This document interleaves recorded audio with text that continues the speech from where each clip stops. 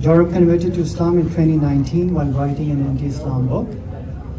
He studied comparative religion at the Free University in Amsterdam and is also a registered academic teacher of religion.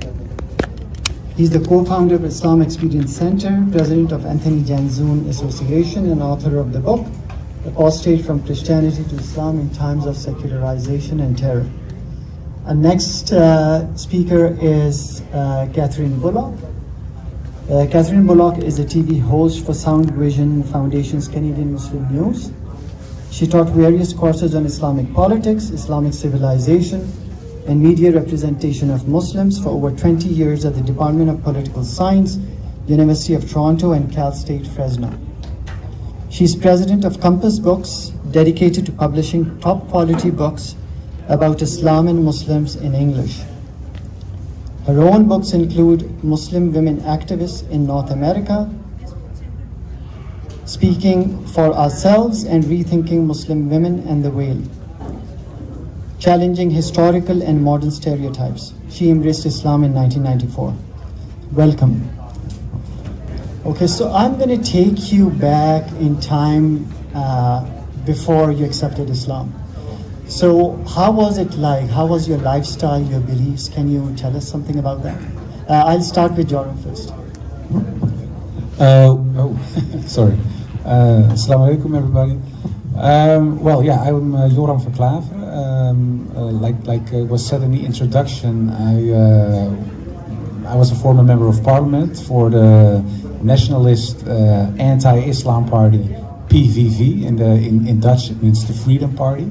And I've been active in politics for over 12 years. But before that, I was just a regular, normal guy. I was brought up in Amsterdam in a Protestant family. We were really practicing Protestant, so everybody got biblical names. We were all baptized. We read from the Bible. We went to church. We did all the things that practicing Christians do. And it was a pretty regular family: father, mother, brother, a younger brother, a sister. We had a cat, so it was okay.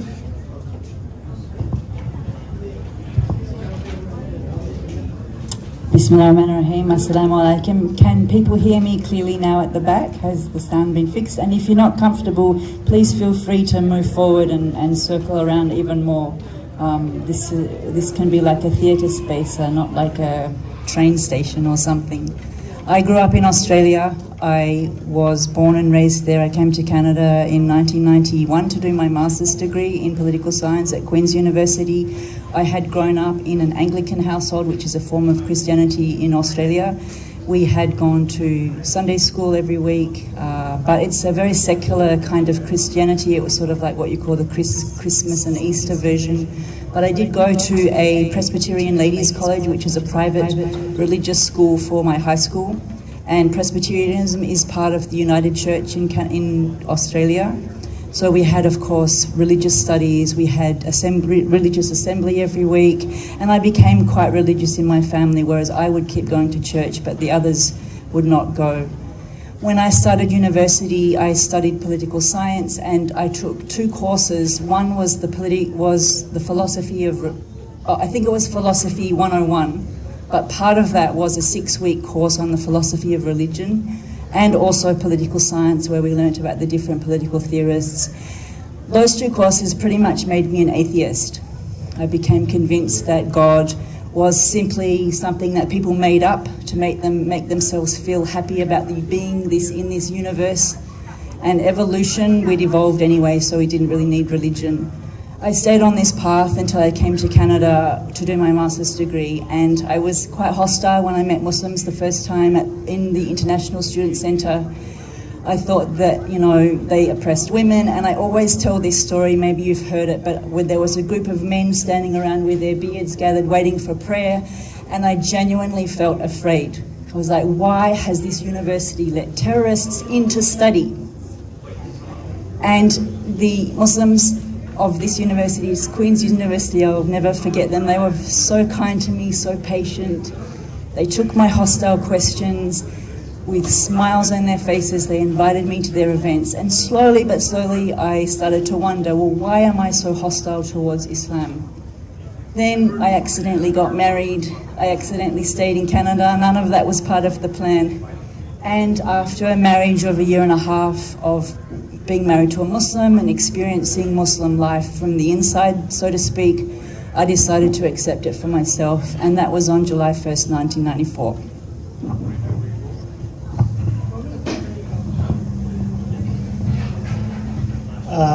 So now tell us about your journey to Islam. How did you become a Muslim?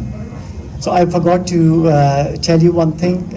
So we're going to give 3 minutes to every speaker for an answer. Yeah. Yeah, okay. Well, how did I become Muslim? Of course, I was active for the Freedom Party, which was a very anti-Islamic organization. And it was partly because the way I was brought up. Because in the denomination of my church, there was this anti-Islamic historical flow almost. And it had to do with the Ottoman Empire way back, and with a lot of clashes and wars in Europe. And most of the people, because of secularization, they forgot or they didn't care or whatever. But in the denomination of my church, it was pretty much alive. So there was something that was shared with us. And that's not so much that we had to hate Muslims or that we had to hate Islam, but it was part of the package, so to say. And I was kind of a nerdy guy, so I loved to read. So I read a lot of books, especially historical books from Martin Luther and people like that. And that made me even more anti-Islam, because those people were very anti-Islam because of the context of the 17th century, of course. But after that, I went, after high school and college, I went to university and I studied comparative religion. But the first day of me going to college was September 11, 2001. So I already had this kind of negative attitude towards Muslims. And then I saw crazy people flying in a building in the United States. I thought, okay, the people are even more crazier than I thought. And then there was this person in the Netherlands, it's called Theo van Gogh. He was a famous filmmaker in the Netherlands, and he was killed. He was shot in the street by a guy who called himself a jihadi, and he killed him, and after he shot him, they tried to slit his throat, and they put a knife in his stomach with a letter on him, and it said, Ayaan Hirsi Ali, you are next. So I thought, okay, that was the drop for me. I have to do something to protect the country from this evil called Islam. So I thought, what can I do to prevent something horrible happening in the Netherlands? So what I did was going into politics. I thought, when I can change the law, then I really can make an impact. So that's what I did, and I was searching around, looking, and I said, well, what's the most anti-Islamic party there is? Oh, that's the Freedom Party. I'll join the Freedom Party. And I wrote a letter, a real letter back then, not an email. And Geert Wilders was very enthusiastic, the guy with the blonde hair. Perhaps you ever saw him coming by in the news. But he was very enthusiastic. He said, well, you did comparative religion, so now we can speak with an academic kind of voice when it comes to anti-Islam feelings and anti-Islam programs that we have. So that was what I did. And I was very active. We tried to make legislation to shut down all Islamic schools in the Netherlands. We tried to ban the Quran, forbid the hijab, stop immigration from people from Muslim countries, did the whole package, so to say. But then in 2014, I got into a fight in a way with Geert Wilders, because there was this rally during election time, and he asked the people in the rally, do you want more or less Moroccans in the Netherlands? And everybody started shouting, less. And he said, well, I'll make that happen for you. So, but I thought to myself, okay, I hate Islam and I don't like Muslims. But there were also people with a Moroccan background and Turkish background working for the Freedom Party. Of course, they weren't Muslims, they were secular or ex-Muslims. But I thought, well, they are also Moroccan, so it's kind of crazy to say all Moroccans have to leave the country, even the people who are fighting this fight against Islam with you. And I asked him, he said, well, that's collateral damage. I thought, okay, that's kind of strange. And of course, I still have my Christian upbringing, and I thought to myself, it's not fair.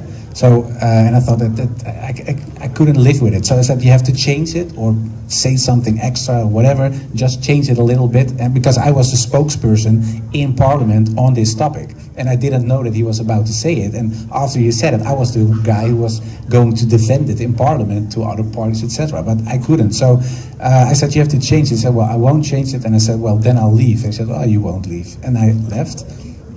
And then I finally had the time to fulfill a long-held desire, and I was writing an anti-Islam book. Because in politics, and I think it's the same in Canada, of course, it's about one-liners. You say something just to get into the news or get a quote in a newspaper, and that was in the Netherlands the same. So I thought, well, besides the whole one-liner stuff, I want to have this book, an academic book, where I explain why I think Islam is a real danger for the world.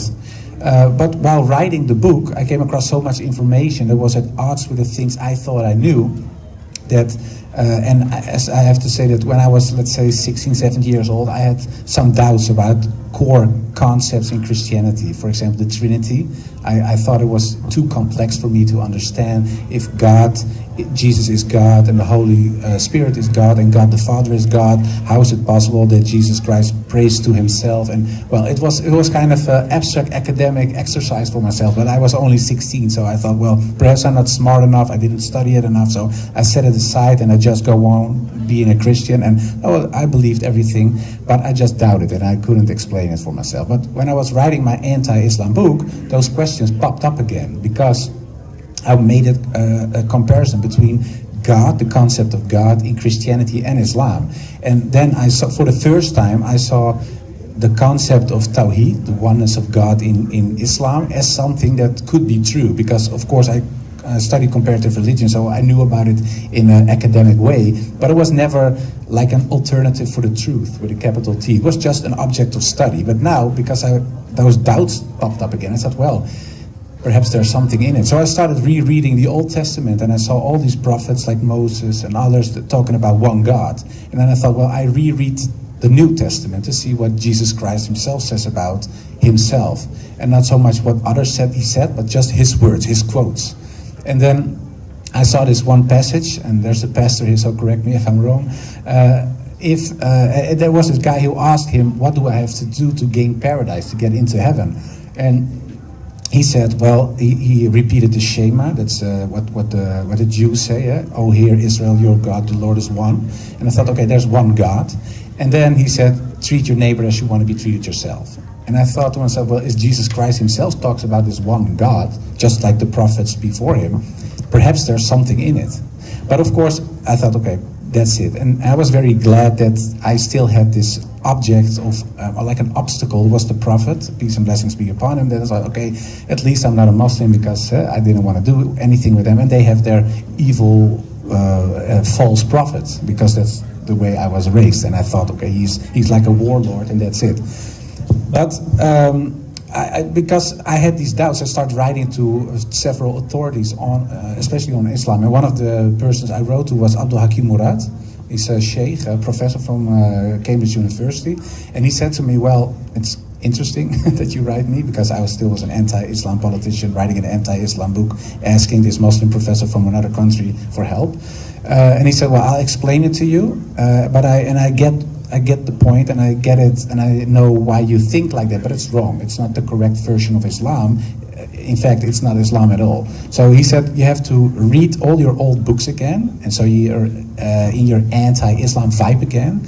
And he said to me, well, what you have to do is read the books from the Muslims. If you want to know something about Islam, you read the books from the Muslims. If you want to know something about Christianity, of course, you read the books from the Christians. Because if you want to know more about Christianity, you're not starting to read books from atheists to know what the Christians believe. You read their own books. So he said, you want to know something about Islam, read the books from the Muslims. And he said, then you will see that on certain topics, if you take the classical Islamic books, and you put it next to the books that were written by Orientalists or non-Muslims writing about Islam, you see where they sometimes translated things in the wrong way. Not always on purpose, but it was wrong. Sometimes they add stuff that wasn't there originally. Sometimes they leave things out that was there originally. So in the end, he said, you get almost two religions. The religion by, let's say, made by the Orientalists and the people who wrote about Islam but weren't Muslims, and the real classical version of Islam. So that's what I did. And in the end I thought, well, yeah, I think that there's a lot of truth in this tradition. And then I started studying the life of the Prophet, because I don't have so much time left, I think, so I'll speed it up a little bit. But I had I studied his character, and in the end I saw him not only as a warlord, because that's always how I thought this man was, but I saw him for the first time as a teacher, and I saw him as a friend, and as a father, and as a statesman. So in the end, my whole concept of who he was changed, and the story that really made a difference in my heart. There was a story about Hind. And for the people who don't know Hind, and correct me if I'm wrong because you know a lot more about Islam than I do, but Hind was the wife of an enemy of the Prophet. His name was Abu Sufyan, and he was a very harsh man. He was a real enemy of Islam. And his wife gave someone money to kill the favorite uncle of the Prophet during a battle. So this guy, Hamza, was killed. And his ears were cut off, and his nose was cut off, and people were. She was parading around with body parts of him after he was killed. So I thought, okay, that's horrible. And of course, it was said that the Prophet was very sad, and was, of course, a horrible thing that happened. But I was reading this book from Martin Links. It's called Muhammad, his life based on the early sources, and I thought, okay, now I'm going to come to the passage where she gets killed, the chapter she gets killed. So I was looking for it, but I couldn't find it. And I thought, okay, well, at least she has to be whipped or get crucified or something because of what she did. And in this story, in the end, Muhammad came to power. So he was the leading force in Mecca now, but she was still there. And then there was this passage that he got to know that she was still there. And then he said, well, I cannot look at her, but everybody here is forgiven. Bloodshedding is over now. So if you want to stay just like the rest of the people and live among the Muslims, it's okay. You can stay. If you don't, go. And I thought to myself, how is it possible that this evil man, because that was still the concept in my head, is able to forgive someone who kills one of your favorite relatives? You have to have such a big heart to do something like that. And I thought to myself, well, he is not the evil man that I thought he was. And that really changed my view on the Prophet, peace and blessings be upon him. And in the end, I thought, well, I think he's a prophet, because I didn't have any arguments to say Moses is a prophet, Noah is a prophet, Abraham is a prophet, but he is not. And I thought, okay, I don't have any arguments anymore. So, but I still didn't like the fact that perhaps I have something in common with the Muslims, because I already accepted this oneness of God, and then now I say he is a prophet. Well, that's practically shahada. So you're saying if you believe there is one God and Muhammad is his messenger, then you are practically a Muslim. So I said, oh no, that's something I don't want. So I put away all my books. I put them on the highest shelf. I told yesterday, it sounds a little bit like a fairy tale, but it really happened. A lot of books fell off the shelf, and one of the books that fell off the shelf was the Quran. And when I picked it up, my thumb was on a passage was called Surah 22, Ayat 46. And it said, when I translate it in English, it said, it's not the eyes that are blind, but the hearts. And I thought to myself, that really is my problem, because I've written this book myself. Nobody forced me to write this book. I see the truth, because that's what I've written down, what I found out myself, but I still don't want to be a Muslim. So there's something else. It's something with my heart. I just don't want it. And then I made like a little prayer. I said, oh Lord, I don't care if it's the Lord from the Christian tradition or Islamic tradition. Just give me a sign or something that I'm 100% sure that this is the way. And of course, there weren't any unicorns coming by or golden rain or stuff like that. But I went to bed, and when I woke up, I felt very secure, and all the doubts that I felt about Islam, they were completely gone. So I thought to myself, I'm just going to tell my wife I'll be Muslim. And that's what I did. Talk about a cliffhanger. What did she say? We want to know what she said. I got engaged to a Muslim while I was finishing my master's degree, and I started to wonder, why am I an atheist? So I started asking people around on campus, why do you believe in God? Why do you believe in God? Why do you believe in God? And that set me on a journey of, why do we think God doesn't exist? I had to leave the country. I went back to Australia, and I started studying what's called intelligent design. It's written by scientists or physicists for people who are not scientists or physicists. So it's sort of like, you know, the simple version, although it wasn't always that simple. The scientists were giving demonstrations that the universe is too ordered, too beautiful, too in harmony, that there are too many things that can't be explained without the idea of a creator. They call it intelligent design, but they don't necessarily believe in God in a traditional religious way, but they believe in a designer. And there's all kinds of really interesting scientific evidence that they'll put forward about why there's a design or an intelligence behind the universe. And I was really convinced by that. I thought of myself as a rational person, and I had become an atheist because I became a feminist who believed that all religions were patriarchal and anti-women. This belief in the designer, then I came back to Canada and I'd gotten married and I was doing my PhD and I was studying the history of Western philosophy for my PhD. And on the side, I began to study other religions, Judaism, Christianity, Sikhism, Hinduism, Buddhism. And I came across this idea that the brother here has talked about Tawheed, the idea of the oneness of God in Islam. And it was like, well, that's the only religion that really matches this idea of the designer. It's a very clean, crisp, simple explanation of the design behind the universe, which is called God or Allah in Arabic, and the intelligent designer. So I was thinking, I mean, if I'm going to believe in a designer, maybe I'll believe in God. That wasn't a very hard leap for me. But then it's like, okay, so which religion? So then I continued on my study, and Islam started to feel like a beacon calling me because it was the only one that matched up in that way. I hadn't really had a problem with the Trinity growing up. I hadn't had those thoughts. But now that I had started reading a little bit about Islam, I started to think, oh, yeah, that thing about the Trinity, yeah, that doesn't add up as cleanly to the designer as the Islamic version. So I went back to church for a little while. I thought, well, if I'm going to be a believer, I might as well just be Christian. That's what I was raised. And that's when I started to feel, oh, okay, so there are all these things about Christianity that I hadn't really noticed that I found it difficult to accept. I asked one of the priests about this idea of the Trinity, and he said, well, that's what faith is for. It's the mystery. It's not supposed to make sense. And I remember I actually left church crying that day because I was like, well, I really want my religion to make sense rationally. I really want it to make sense to me. I don't want there to be a mystery that I have to have faith in.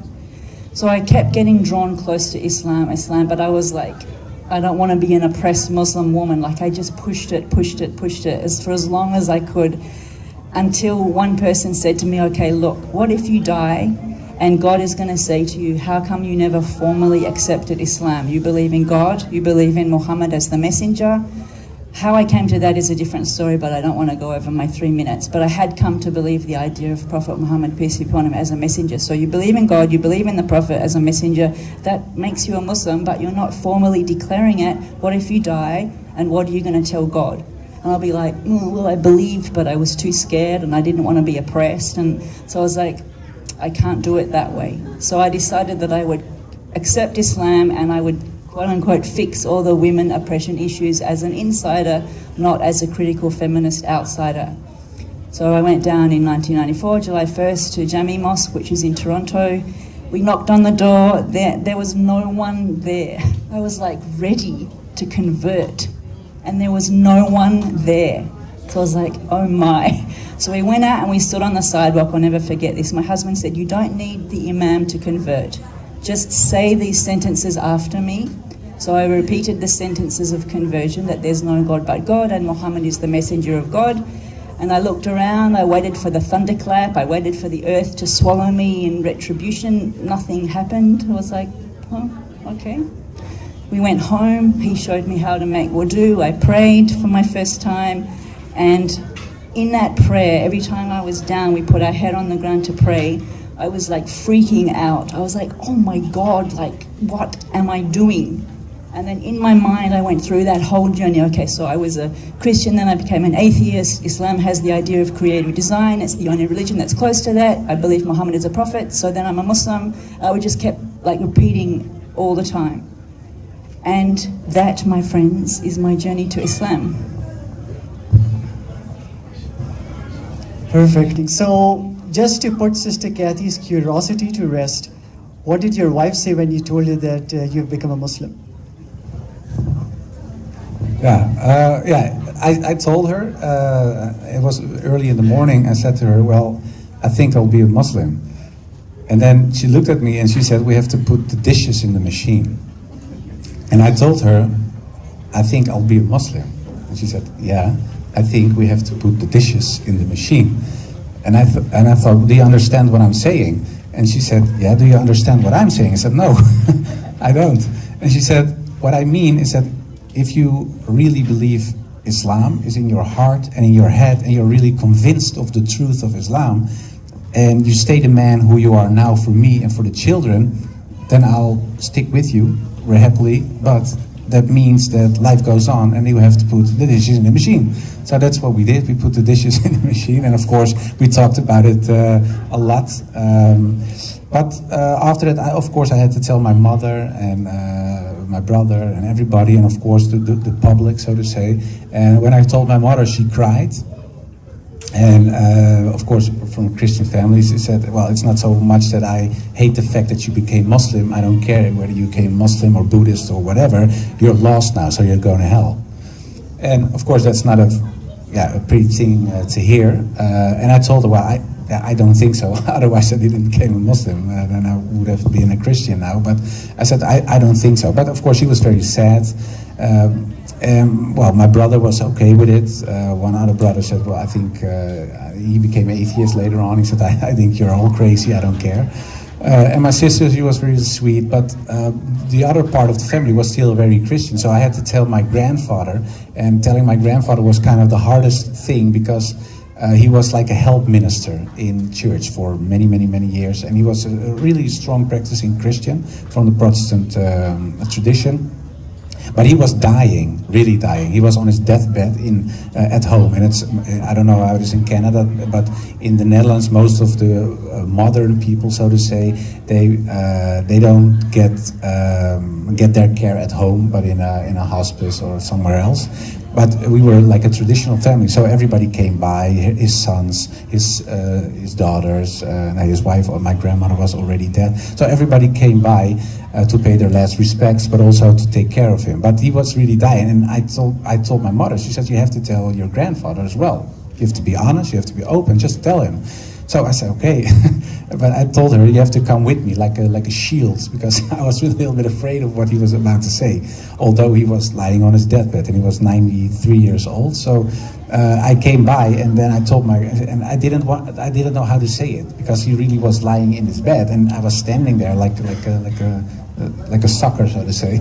And then my mother said, just tell him. So I told him, I said, oh, grandfather, I'm a Muslim. And then he closed his eyes. And then my mother said, you killed him. So I said, no.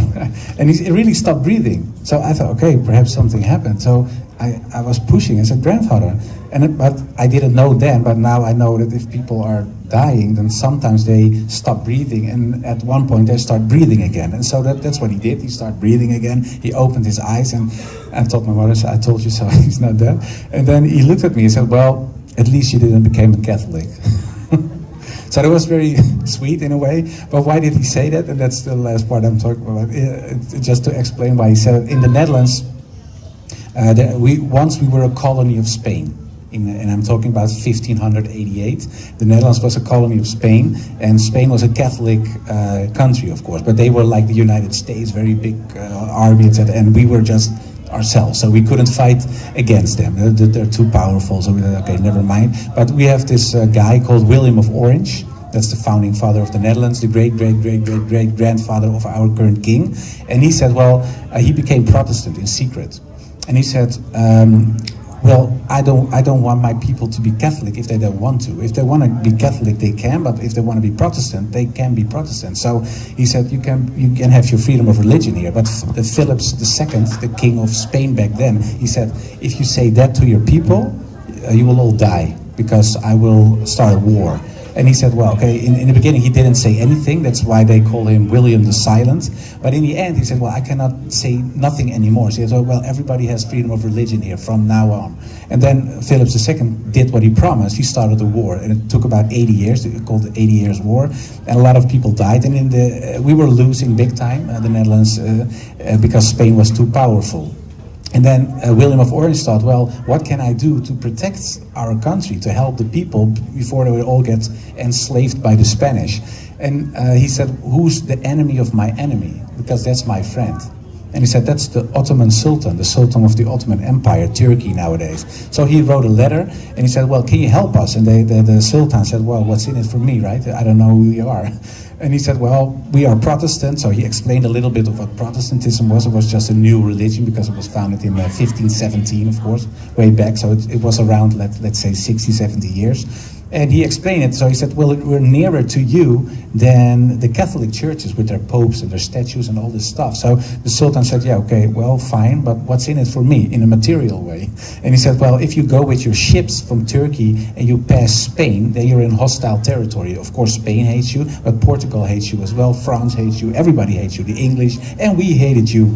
And he said, well, if you help us, I'll make sure you have a safe harbor here so you can have your soldiers refreshed, you get some food, etc. So you have a safe harbor after you pass Spain and Portugal. He said, well, that's a good thing. So he said, okay, I'll help you. So they gave money and they gave weapons, and in the end, the Dutch won.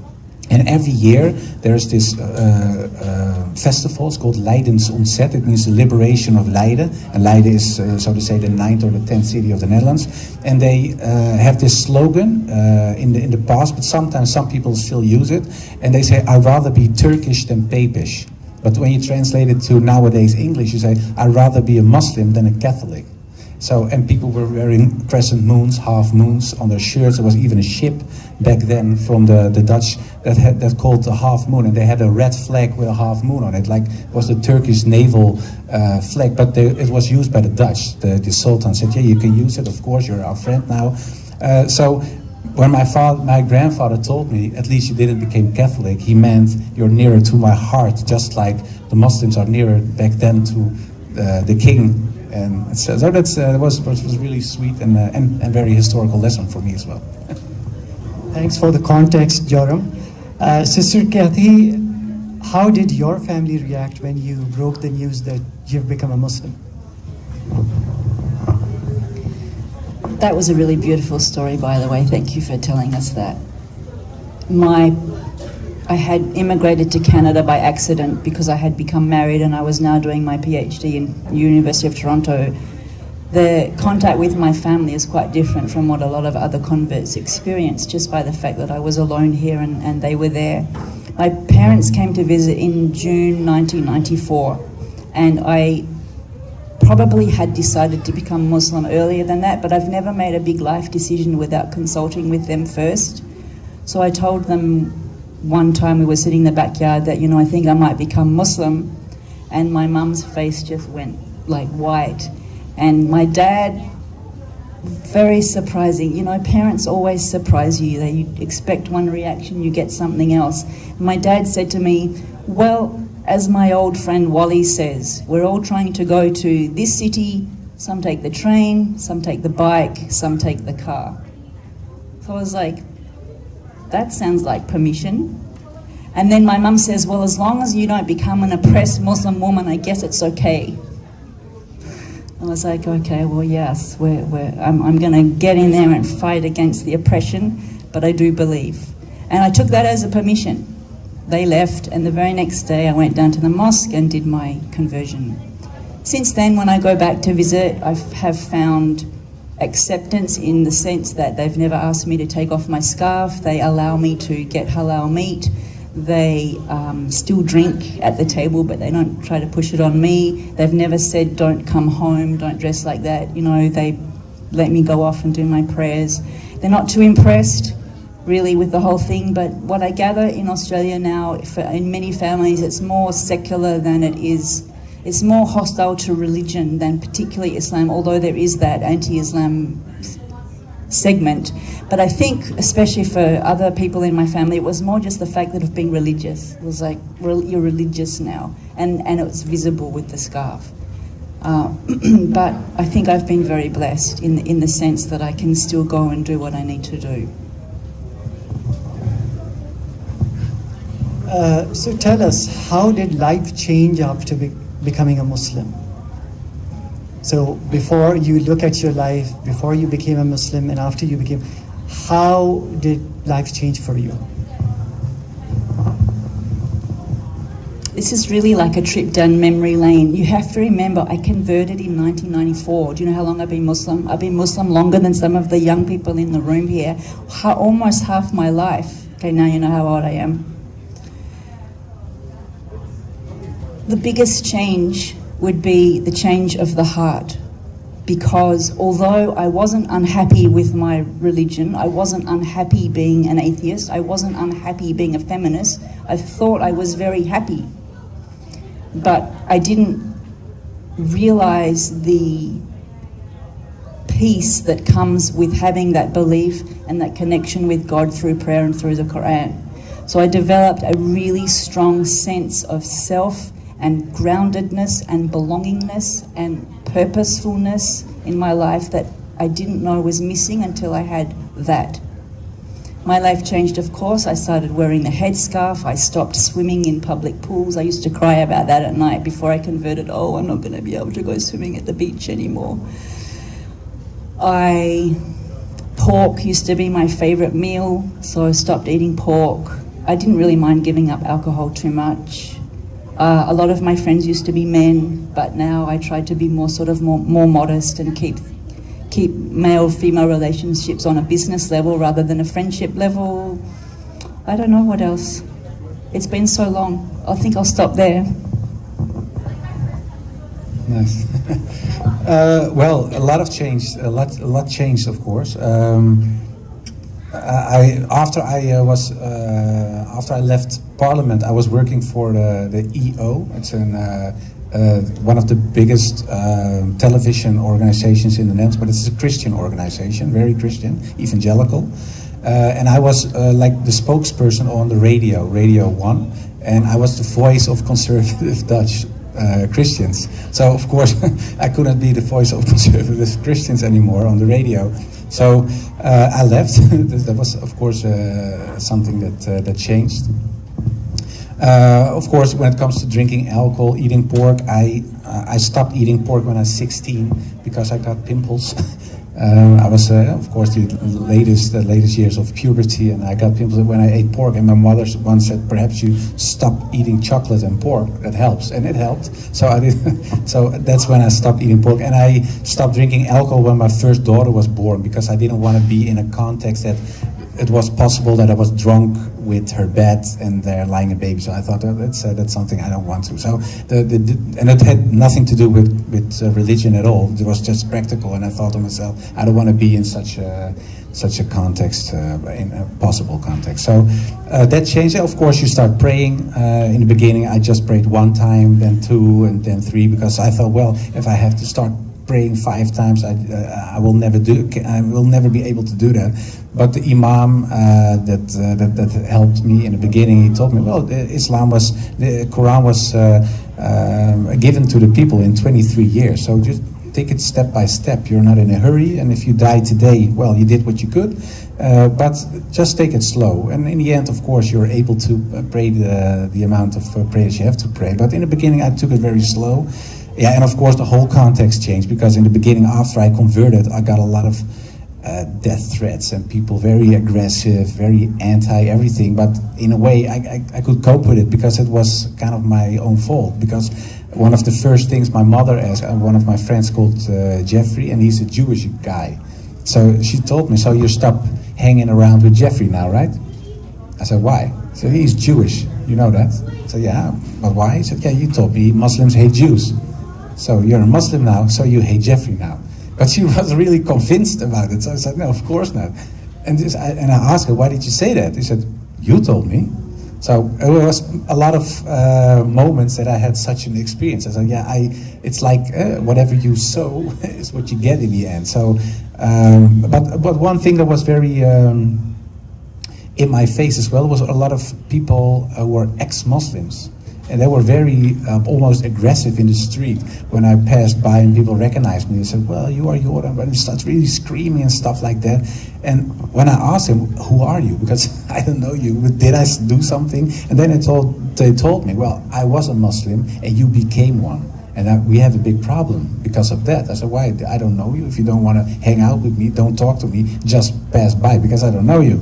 But they said, no, it's the statement that you made. Because some started doubting almost themselves again, and they were very angry about that. And just the fact that someone that accepted the religion, they projected all their, I think, personal problems on this concept of Islam. So it made it very hard for them. And once in a while, there still get some emails or by Twitter or whatever that especially ex-Muslims react very violently almost. So, but yeah, and when it comes to the family, some uncle said, "I cannot shake your hand anymore. To me, you're deaf.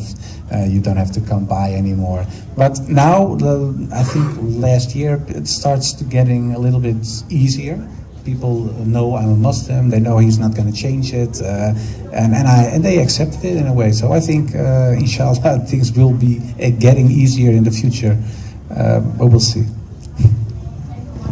The purpose of this event is to build bridges of understanding between Muslims and non-Muslims, right? To tell them what true Islam really is, right?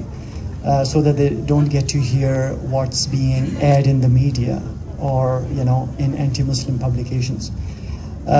So the last question, what is your message to non-Muslims who are trying to understand Islam or who are trying to learn about Islam?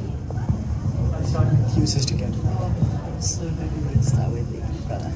My message to non-Muslims who want to understand Islam.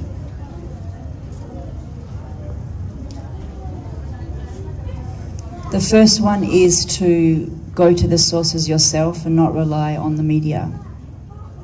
The second one is to try to understand it from the inside. Even if you read something and it seems puzzling or strange, to try to understand how that might be understood by someone from the inside.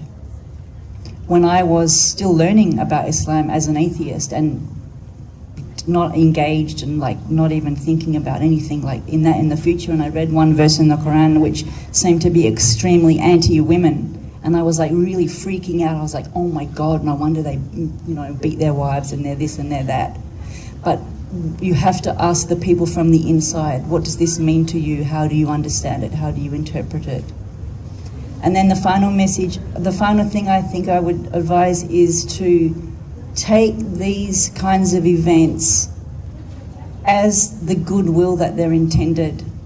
Muslims want to live in peace, they want to live happily, they want to make positive contributions to the planet, to the country, to the world.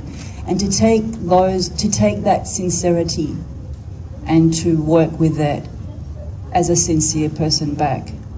There's a lot of negative voices around that will tell you that Muslims are engaged in something called taqiyya, which is a word I never heard about until after 9/11. I never ever heard about it. So for 6 years I was a Muslim, never even heard about this thing.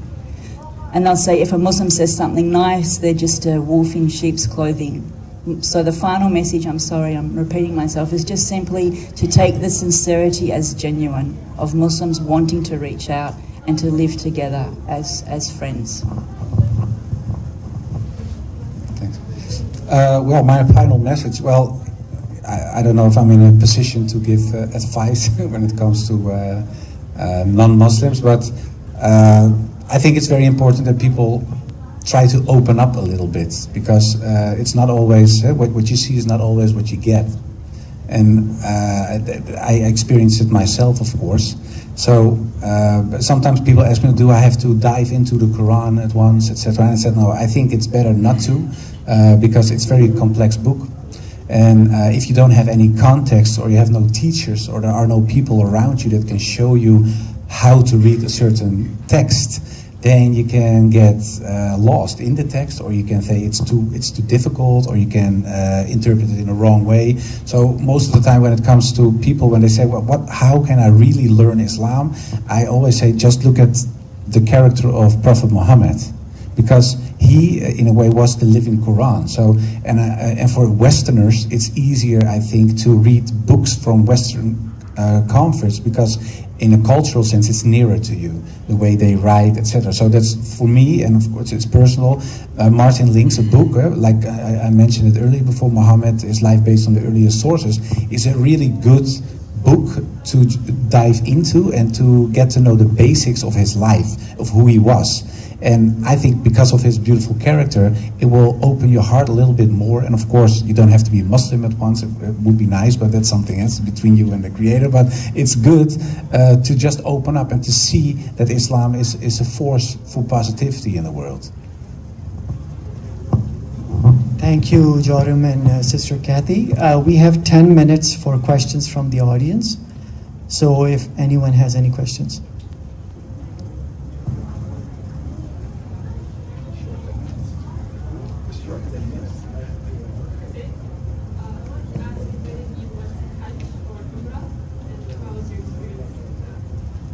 If any one of you went to Hajj or Umrah and your Hajj or Umrah experience. No, after I just converted, I was invited by some people from Saudi Arabia to drop by and do the Umrah. But I refused in a very kind manner because I didn't even know how to pray. So I thought it doesn't make any sense if I go to Hajj or go to Umrah and I don't even know how to do Salat. It doesn't make any sense. And then perhaps you were kind of a trophy and there's all this television. It's almost PR and I don't want to be in politics anymore. I left politics behind, so I didn't feel like that. So I said, well, perhaps in a few years, if I really know my religion and I know how to do wudu and I know how to pray and I know how to eat, etc. If I still don't know the basics, it doesn't make any sense to jump into level 10 when you're still at level 1. So inshallah in the future. We were getting ready to go to Hajj, and then I discovered I was pregnant, and we decided maybe it wasn't a good idea. Although I know people do, they go and, but that was the decision we made. And now, unfortunately, and then one kid, second kid, third kid, and then now Hajj is like so expensive. Who can go? May Allah help us. Yes. Any more questions? Assalamu alaikum. Jazakallah khair for both of you to sharing for your life experiences. Sister Kathy, especially to you, you several times in your talk mentioned about women being oppressed in Islam. So how many women did you see being oppressed and what has been your experience so far?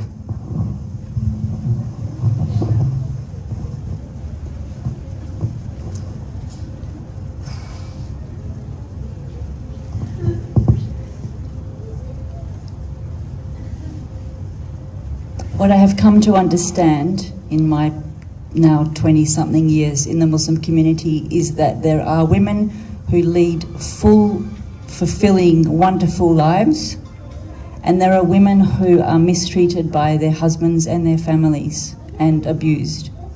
But this is not because of the faith, this is in spite of the faith. And this is my understanding. Quite a lot of the issues that I was concerned about previously, took me about 8 years actually to work through all my quote-unquote women and Islam issues. And sometimes I came to the feeling that there might be wisdom in something that I had been really upset about. For example, there was something about a woman praying at home is the best prayer for her, and that used to make me really angry. Like, how can you say that? You're keeping women away from the mosque.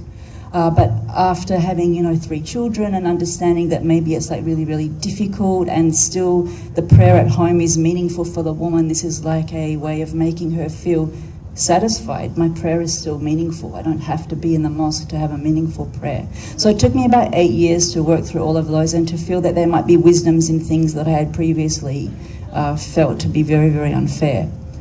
But I also want to say that I do believe that we have interpretations of the Quran which often take place in our communities that are just interpretations, they're not truthful understandings. Allah knows best what is the truthful understanding. The verse in the Quran says, we have revealed to you the verses, some of them are clear of understanding and other of them are not clear, so take from them the best of meaning. And I do have the sense in our community that often we do not take the best of meanings when it comes to women's role. Quite often when I speak, when I go down and speak at universities or things, I will have young women come up to me and say, are you really allowed to speak in public? Because they've been taught that the woman's voice is something that should not be heard in public. For me, this is an example of an interpretation that's a misinterpretation of what truly the spirit and the message, the Quranic message, is towards women and their role in this society. So I know also, just one other thing I should add, I also know that in non-Muslim communities, in atheist communities, there are women who live fulfilled and very dignified lives, and women who are abused. Abuse is not because of the ideology, it's because of the personality of the abuser. So it's something that women face from all classes, all religions, all ethnic backgrounds. And that's an oppression, but it's not because of the faith or the ideology. So our time is up. Thank you, Sister Kathy, Brother Joram, for sharing your life experiences. I know it's not easy for converts to share their experiences. It takes courage, and I so appreciate you coming here all the way from Netherlands to tell your story and share your story with us. And Sister Kathy, you, despite being sick, you came here and you shared your story. I really appreciate that. God bless you.